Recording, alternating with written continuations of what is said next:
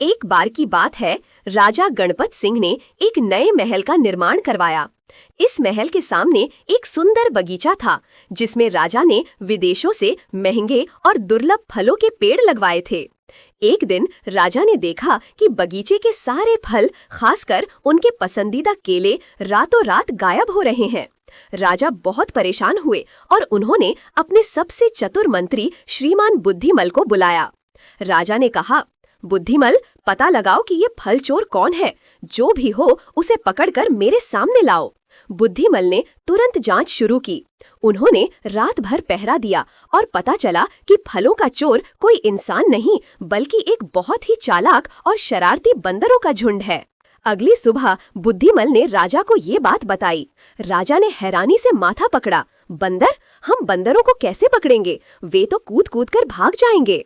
बुद्धिमल मुस्कुराए और बोले, महाराज, बंदरों को पकड़ने के लिए ताकत नहीं, दिमाग की जरूरत है। देखिए मैं क्या करता हूँ। बुद्धिमल ने तुरंत एक बड़ा कांच का जार मंगवाया। उस जार में उन्होंने बहुत सारे केले रखे। फिर उन्होंने जार के ढक्कन में इतना छेद करवाया कि एक बंदर का हाथ तो अंदर जा सके, लेकिन मुट्ठी भर केले लेकर बाहर न निकल सके।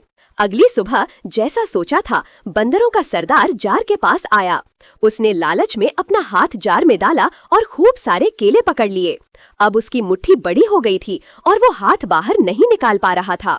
बंदर सरदार घबराया। उसने खूब खींचातानी की, लेकिन मुट्ठी नहीं छोड़ी।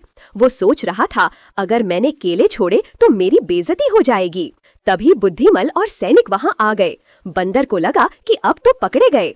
बुद्धिमल जोर से हंसे और कहा, अरे सरदार, तुम तो बड़े लालची निकले। बस ये छोटी सी मुट्ठी छोड़ दो तो आजाद हो जाओगे, पर तुम तो सब कुछ चाहते हो। बंदर सरदार ने शर्मिंदा होकर केले छोड़ दिए और तुरंत हाथ बाहर निकाला। जैसे ही वो भागने लगा, सैनिकों ने उसे पकड़ लिया। राजा ने ये सारा नजारा देखा और जोर से हंसते हुए बोले, वाह बुद्धिमल, तुमने ये साबित कर दिया कि लालच कितनी बुरी चीज है। बंदर सिर्फ अपनी मुट्ठी के लालच में फंस गया। इसके बाद राजा ने बंदरों के झुंड को एक दूर के जंगल में सुरक्षित छोड़ने का आदेश दिया और बुद्धिमल को इनाम दिया।